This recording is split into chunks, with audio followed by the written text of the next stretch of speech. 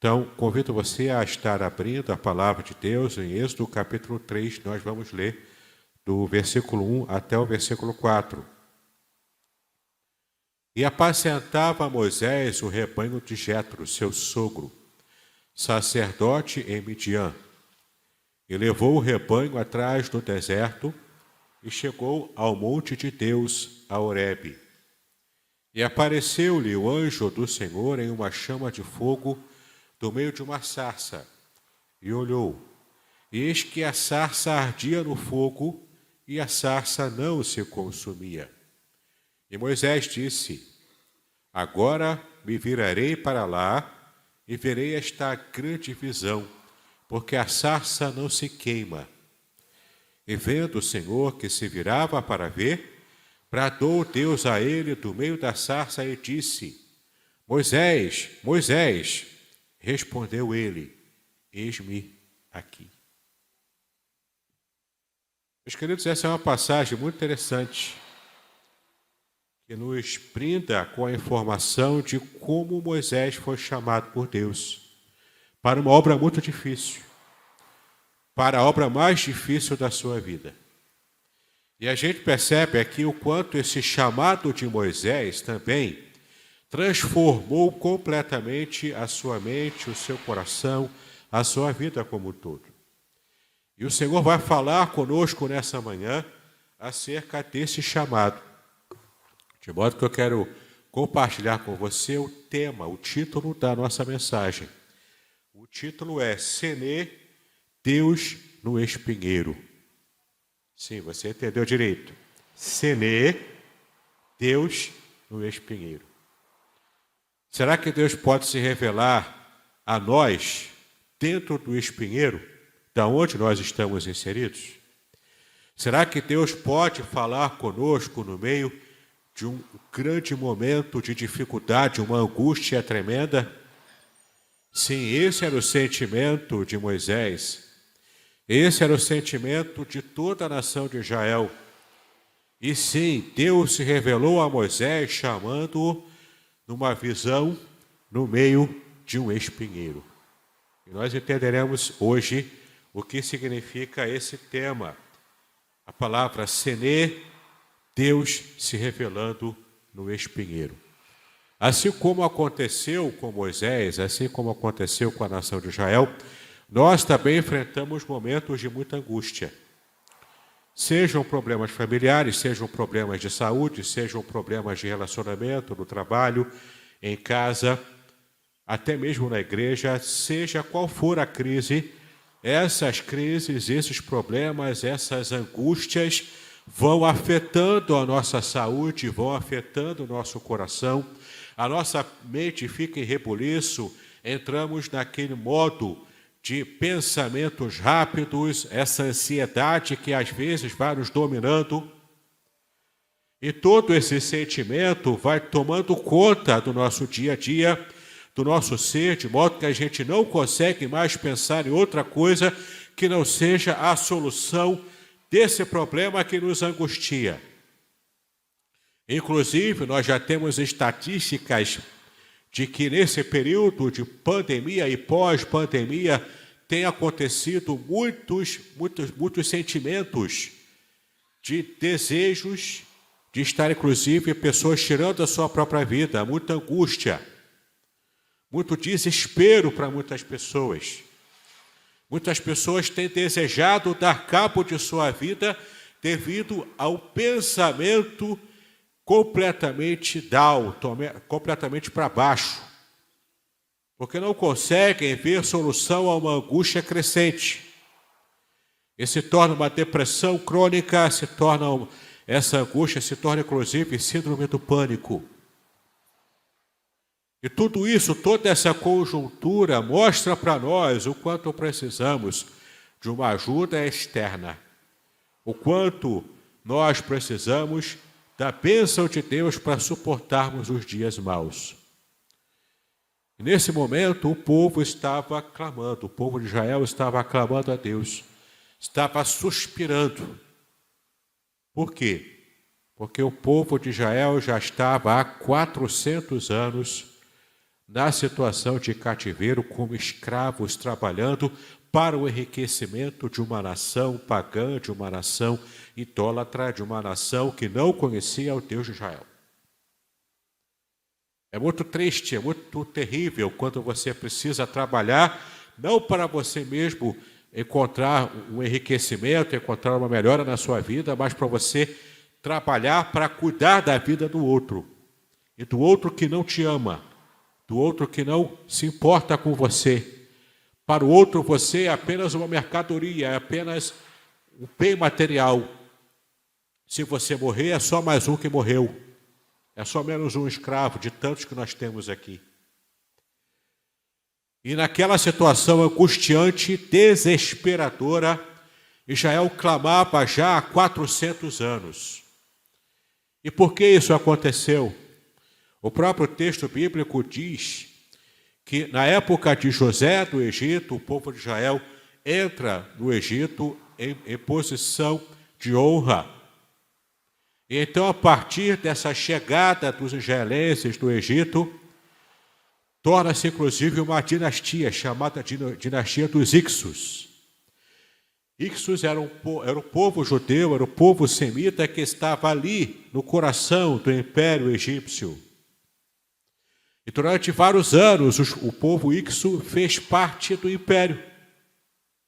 Mas de repente um novo faraó se levanta, que não conhecia José, que não se lembrava desse tipo de favor que o faraó anterior a ele tinha com os Ixos.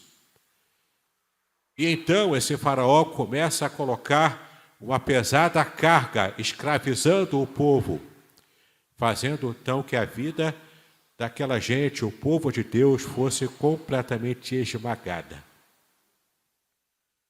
Durante 400 anos, essa era a realidade dura, terrível da nação.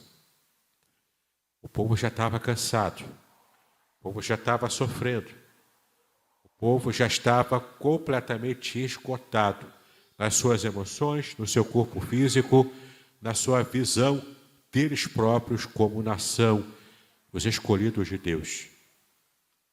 Por certo, o pensamento brotava na mente daquele povo. Será que Deus realmente está conosco? Será que Deus se esqueceu da gente? Será que Deus não está olhando para a nossa situação? E é interessante a gente perceber nesse texto aqui o quanto esse verbo ver, essa ideia de alguém que vê, está sendo enfatizada no texto hebraico. Aqui Deus se aproxima de Moisés através de uma visão. É interessante que o texto é muito claro ao dizer que Deus viu o sofrimento da nação e Deus também viu o próprio Moisés. O texto diz isso. E como é que Deus chama a atenção de Moisés? Através de uma curiosidade movida pela visão.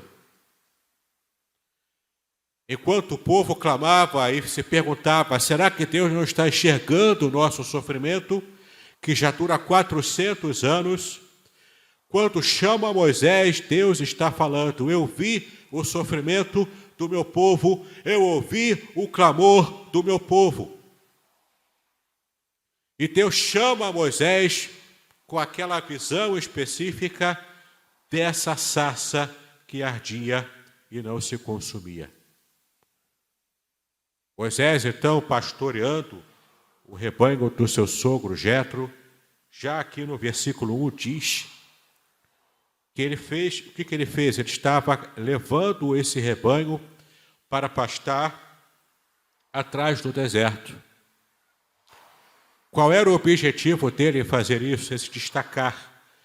Ele estava se destacando, levando o seu rebanho, o rebanho do seu sogro, para estar pastando em um ambiente destacado, fora de campos de outras pessoas, para que não houvesse nenhum tipo de problema dele estar colocando o seu rebanho para pastar em campos alheios. Se algo acontecesse, alguém reclamasse, olha, você está bebendo da água do meu campo, você está trazendo o seu rebanho para pastar no meu campo. Isso dava briga, isso dava problema, isso dava inclusive, gerava inclusive morte. Então, para poder não ter problemas com isso, aquele posicionamento ético que Moisés estava tendo naquele momento, muito provavelmente por orientação do seu sogro Jetro. Então Moisés leva o rebanho do seu sogro para pastar num lugar destacado, num lugar isolado, em que ele tinha certeza de que não teria problemas de estar levando o rebanho para pastar em campo alheio.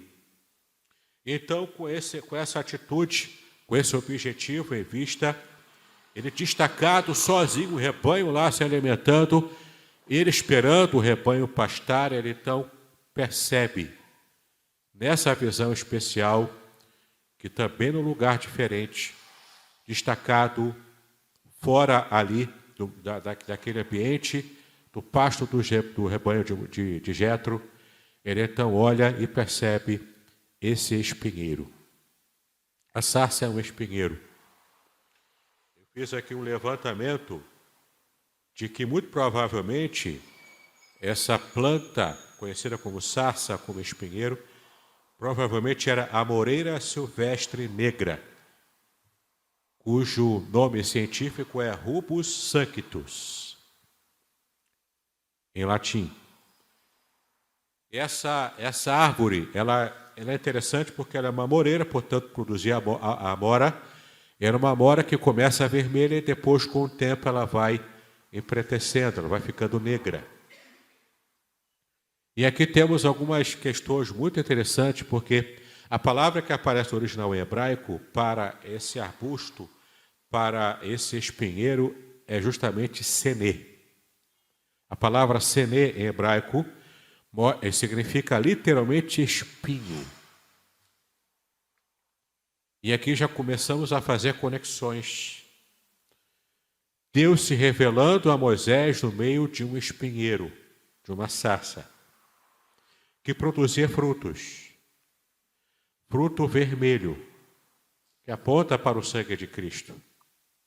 E esse espinheiro também aponta para o momento crucial também nos sofrimentos do Senhor Jesus, em que pegam uma coroa de espinhos, encravam aqui na fronte do Senhor Jesus. E isso produz um sofrimento, uma dor insuportável, um sangramento, uma hemorragia, porque todos os vasos sanguíneos aqui da cabeça estavam aqui, sendo jorrados. Todo o sangue estava sendo jorrado quando colocaram com violência aquela coroa de espinhos. Então percebemos aqui Deus se revelando a Moisés através desse espinheiro que produzia fruto, mas algo sobrenatural estava acontecendo, porque nesse espinheiro especial que Deus escolheu para estar se revelando a Moisés, ele estava, então, mostrando para Moisés o quanto ele estava atento ao sofrimento do povo, porque o sofrimento é atrelado a essa ideia do espinho. O espinho provoca o sofrimento. E é muito significativo Deus falar com Moisés, através dessa visão inicial que ele coloca para que Moisés esteja percebendo a presença dele. E depois, então, Deus fala com ele no meio do sofrimento do seu povo. Era uma visão bastante clara para Moisés o que estava acontecendo. E muito provavelmente a palavra senê, em hebraico, significa espinho, é a raiz que brotou depois o nome do monte chamado Sinai. E quando você percebe, os rabinos perceberam isso, de que quando você olha para essa cordilheira chamada Sinai, lá na Arábia, próxima ao Egito, quando se olha para essa cordilheira desse monte chamado Sinai, você percebe ali que ele tem sim um aspecto que lembra a sarça, que lembra o espinheiro. Então, olha interessante, como é interessante a conexão que Deus já estava fazendo quando chama Moisés. Ele já estava apontando para o futuro quase que imediato, mostrando onde o povo adoraria ao próprio Deus. O texto diz isso. E além disso, ele estava apontando para o modo como Deus estava olhando o sofrimento do seu povo. E temos ainda outro detalhe importantíssimo também. O quanto isso estava acalentando o coração de Moisés, porque a sarça que representa o sofrimento de Israel estava pegando fogo, que simbolizava também a presença do próprio Deus. A Bíblia diz que Deus é este. Este em hebraico significa fogo, fogo consumidor. Então você percebe Deus se revelando no meio do sofrimento, mas não consumindo o povo de Israel. O povo de Israel estava em sofrimento, mas era uma mensagem subliminar que Deus estava dando a Moisés, dizendo: o meu povo não estará sucumbindo, meu povo não estará sendo consumido por esse sofrimento, por essa luta. Eu vou preservar o meu povo.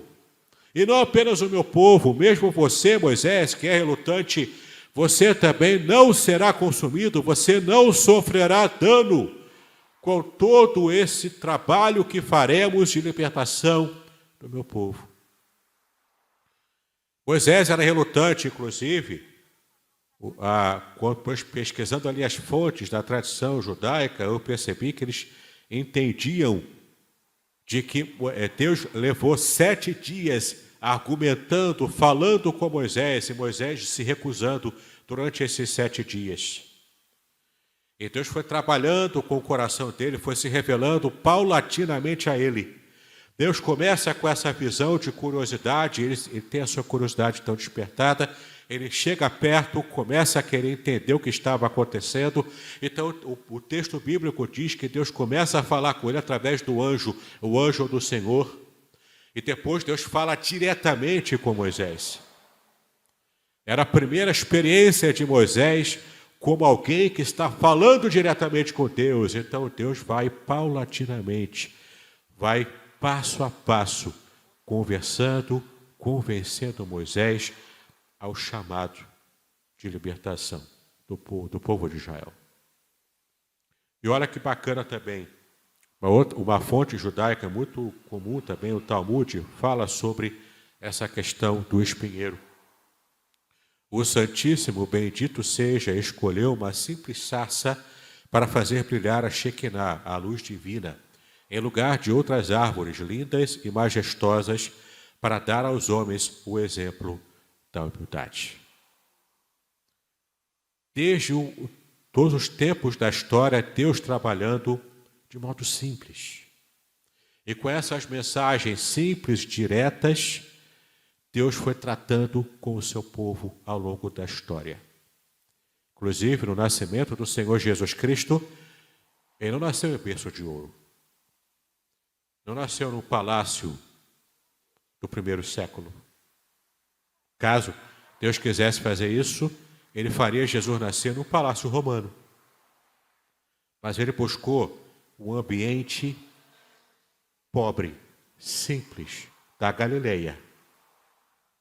Jesus nasceu lá em Belém e foi colocado numa manjedoura, o lugar onde os animais se alimentavam. Deus buscando respostas simples, em ambientes simples, para abençoar e mudar a história do seu povo. Mas olha que interessante, aqui no versículo 4, como nós lemos, onde Deus bradou a ele no meio dessa sarça, desse espinheiro. Da mesma maneira, Deus esteve tratando também com Abraão e com Jacó. Que maneira é essa? No versículo 4 diz que Deus chama Moisés, repetindo o nome dele 2 vezes. Na Bíblia, quando Deus repete o nome da pessoa com quem ele está falando 2 vezes, isso quer dizer que Deus está mostrando o seu carinho, o seu amor por essa pessoa. É um chamado suave. É um chamado abençoador com carinho para essa pessoa. Então Moisés estava aqui sendo chamado por Deus inicialmente com esse carinho, dessa forma carinhosa. No versículo 5, nós percebemos que Moisés, então, é instado por Deus a tirar as sandálias dos seus pés. E às vezes ficamos perguntando, por que Deus fez isso? Ok, o lugar era santo, porque Deus estava se revelando ali, e o lugar onde Deus se manifesta se torna um lugar santo. Mas por que essa prática de tirar as sandálias dos pés? Por que precisava estar descalço? Porque esse era o costume, na época de Moisés, desde lá, o povo egípcio, quando ele recebeu a cultura egípcia, e lá na cultura egípcia, a arqueologia já comprova isso, de que há gravuras, há achados arqueológicos que mostram que quando na cultura egípcia algum faraó, algum cidadão egípcio tinha contato com os deuses egípcios, ele era costume de tirar as sandálias e colocar do lado. E falar com o deus egípcio sem as sandálias. Era um símbolo, talvez, de pureza, de desejo de estar se despido de qualquer tipo de mecanismo humano para poder falar inteiramente com o Deus pagão, o Deus egípcio. Deus, então, faz com que Moisés entenda na cultura pela qual ele foi criado, a cultura egípcia, de que ele estava diante de Deus, do Deus Todo-Poderoso.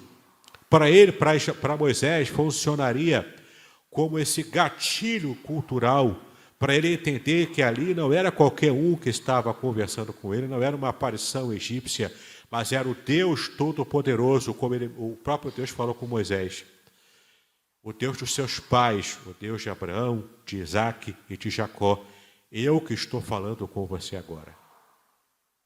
Então, Deus viu o sofrimento do povo, Deus viu Moisés, e Deus agora estava tomando uma providência.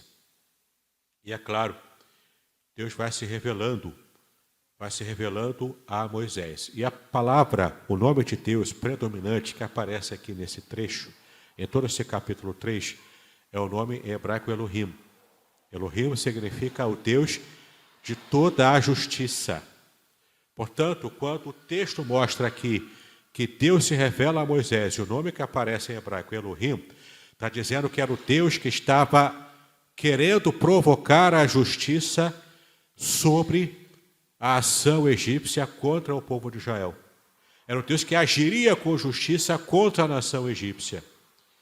Mas quando ele se revela a Moisés, lá no versículo 14, ele se apresenta como Yahweh, com o tetragrama sagrado, o nome pessoal de Deus, que era o nome que Deus estava tratando no contexto da aliança com a nação de Israel, e era também o nome com o qual Deus se revelava como aquele que estava agindo com misericórdia sobre Israel. Então, sempre na Bíblia que aparece Elohim, é o Deus da justiça que domina todo o universo, o Criador de todo o universo.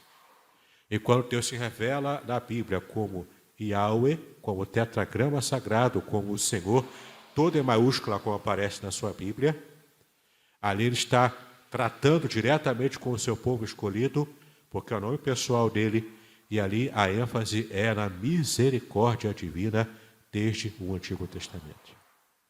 Então, para Israel, misericórdia. Para o povo egípcio, severidade e a justiça, a mão pesada de Deus. Isso você percebe no modo como o texto apresenta esse chamado de Moisés. E no versículo 11 você vê então a primeira reação de Moisés. Quem sou eu para ir? Eu não sou ninguém. Moisés então tinha vários receios. Ele primeiro se considerava inapto e inadequado para estar exercendo essa missão de libertação do povo do Egito. Ele também receava falhar, pois ele achava que nem os egípcios, principalmente os egípcios, e nem mesmo o povo de Israel conseguiria ouvi-lo. Não porque provavelmente ele fosse gago. Há uma teoria de que Moisés pudesse ter sido gago. Meio estranho essa teoria. Por que eu digo que é meio estranho? Porque lá em Atos a gente percebe o próprio texto dizendo que Moisés era poderoso em palavras. Alguém gago não pode ser poderoso em palavras. Muito provavelmente Moisés não era gago. Por que então que ele coloca na frente, quando ele é chamado por Deus, ele coloca na frente essa desculpa de que ele era pesado de línguas? Pesado de língua. Por que ele diz isso?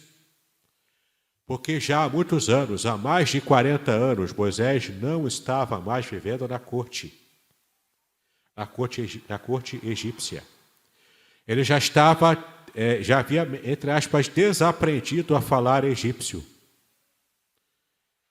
E não apenas falar a língua egípcia naturalmente, mas ele também estava destreinado em como se pronunciava, ou como ele chegava na corte, com todos os protocolos da corte egípcia para falar diretamente ao faraó. Ele estava destreinado, ele já havia esquecido. O mesmo, ainda que ele se lembrasse, ele poderia, todos os protocolos às vezes podem sofrer mudança. Ele já estava há muitos anos sem estar ali. Poderia ter mudado algum tipo de protocolo e ele não sabia. Como é que eu vou chegar a Faraó se eu tenho dificuldade para me comunicar com ele porque eu não estou mais no Egito há 40 anos? Ele se achava inapto, inadequado para fazer esse serviço. Ele, portanto, também podia pensar de que os judeus talvez não merecessem tanto assim a intervenção miraculosa de Deus, do modo como Moisés agora estava recebendo essa orientação do próprio Deus. E, por fim, mais tarde, Moisés também declara de que ele considerava que o seu irmão Arão era mais apto a estar fazendo esse trabalho de liderança do povo do que ele próprio. Em outras palavras, Moisés estava quebrado, com sua autoestima lá embaixo. E você sabe o porquê. Moisés havia sido expulso da corte egípcia. Ele saiu fugido de lá, para que não morresse. Porque ele havia matado um soldado egípcio em favor de um escravo judeu. Para a cultura egípcia, isso era pena de morte, pena de traição. Ele foi contra o império para proteger um escravo de uma outra nação. Moisés não tinha como permanecer na corte. Depois de 40 anos, pode ser que inclusive já tivessem esquecido dele. Quem sabe até pensado que Moisés havia morrido no deserto. Mas Deus preserva Moisés para agora fazer a sua vontade soberana, libertando o povo do Egito. Então Moisés se pergunta: quem sou eu? Eu não sou ninguém. Deus então vai trabalhando com o coração de Moisés, aumentando a estima dele, mas muito mais do que implantando uma autoestima melhorada para Moisés, Deus fala para ele o seguinte: eu asseguro a vitória final. Sou eu que vou fazer esse movimento, não é você. Não vai partir de você, parte de mim. Você vai ser apenas um instrumento, mas quem vai libertar o povo do Egito sou eu. No versículo 13, então, Moisés pergunta para Deus: mas qual é o seu nome? Ok, vou aceitar. Eis-me aqui agora.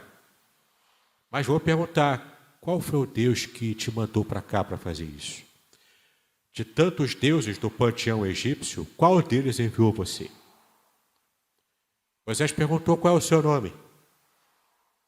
Eu não sou ninguém, mas já que o Senhor está me mandando, o Senhor que está garantindo, então quem é o Senhor? Quem eu falo?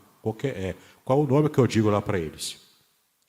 Porque na cultura egípcia antiga também tinha-se esse costume de que quando um servo de um deus egípcio conhecia o nome do seu deus e invocava o nome do seu deus, alguma magia qualquer que se fazia lá, algum tipo de oferenda que se oferecia ao seu deus egípcio, quando conhecia e falava o nome desse Deus, é como se esse servo tivesse o controle sobre a ação do próprio Deus em favor do servo.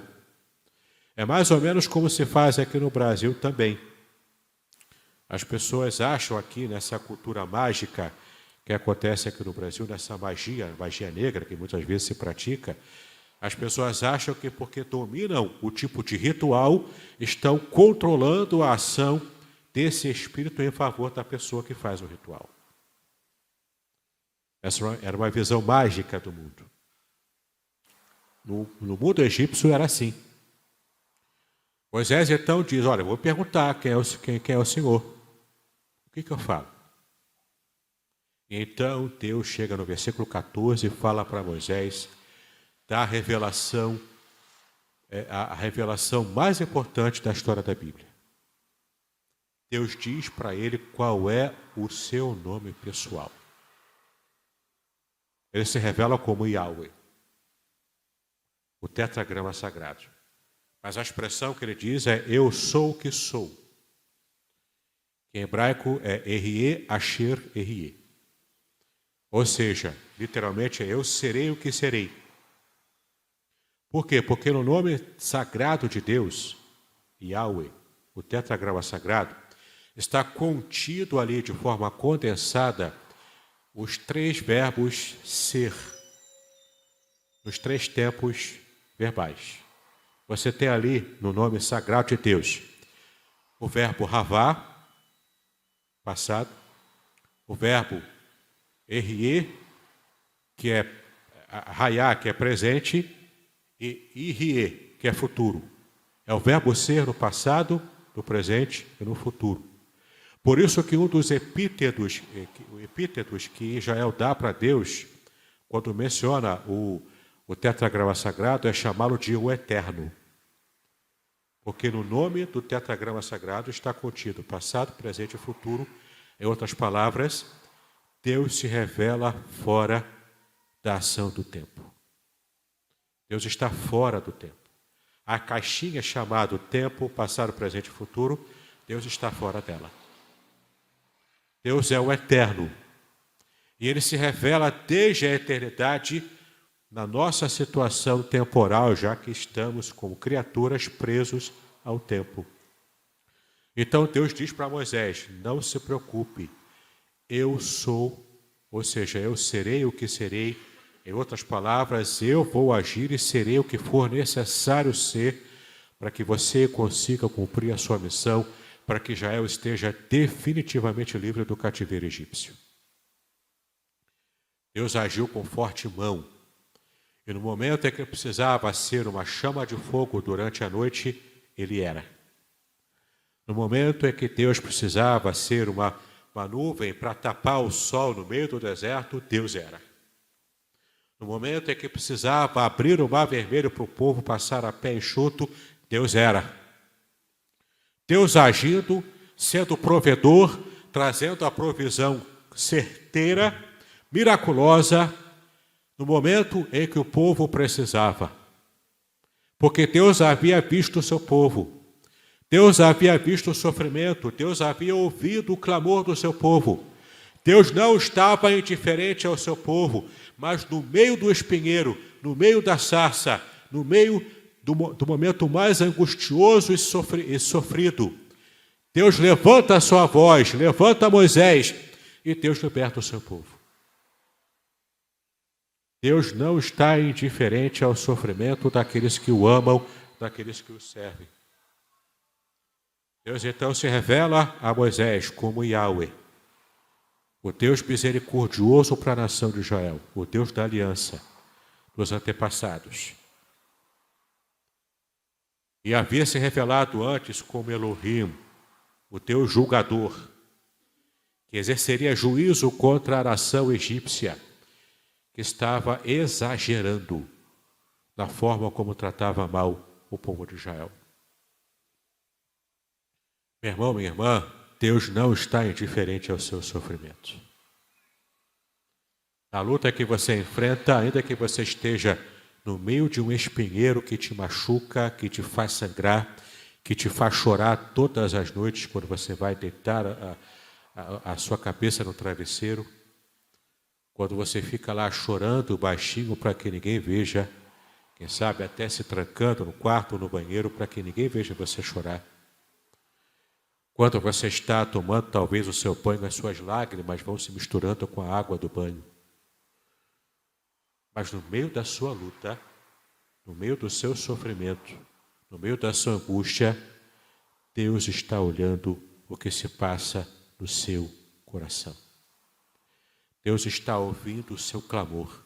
Deus está ouvindo o seu choro. Deus está ouvindo o soluçar quando você está simplesmente se derramando na presença dele em lágrimas.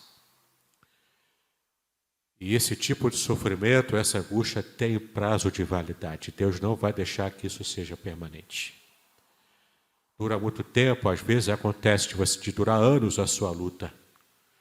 Mas Deus não está indiferente ao seu clamor. Você precisa estar perto dele. Você precisa estar próximo dele. E Deus agora está vendo a sua luta, o seu clamor. Ele já está determinando desde o alto da sua glória, desde a sua majestade, determinando soberanamente a tua vitória, a tua libertação.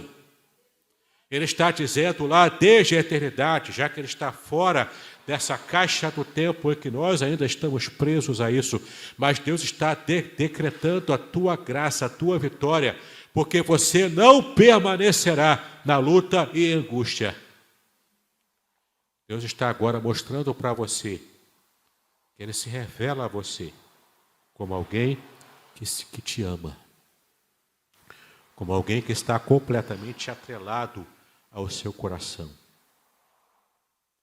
Em hebraico, a palavra pai, av, está contida dentro da palavra amor, ahav. Quando você fala ahav, amor em hebraico, lá no meio da palavra hav, você encontra ali a palavra pai, av. Deus é amor. E Deus olha para você com olhos de misericórdia. Deus olha para você com o olhar de quem te ama profundamente. Ele não está indiferente ao seu sofrimento. A sua luta não é para sempre. Ela tem prazo de validade. Glória a Deus, porque Ele está olhando para você. E Deus fala abundantemente ao seu coração, meu irmão, minha irmã. Creia.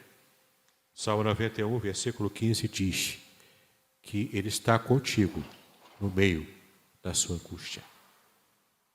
Creia nisso. E nas suas orações, coloque-se completamente na direção de Deus. Ele vai te direcionar. E o seu sofrimento vai acabar em nome do Senhor Jesus Cristo.